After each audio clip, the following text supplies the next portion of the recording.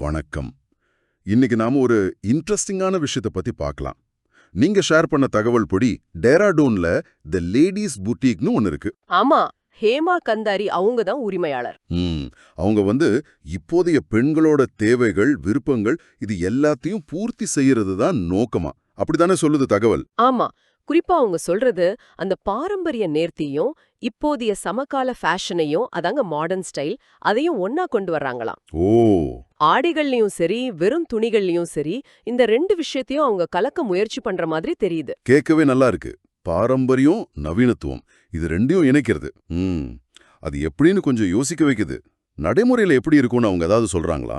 நேரடியா அப்படி இல்லனாலும் அவங்க குடுக்கற விவரங்களை வச்சு பார்க்கும்போது ஓரளவுக்கு ஒரு ஐடியா கிடைக்குது. சொல்லுங்களேன்.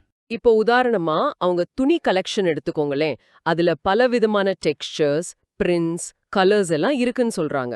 ம் இதுல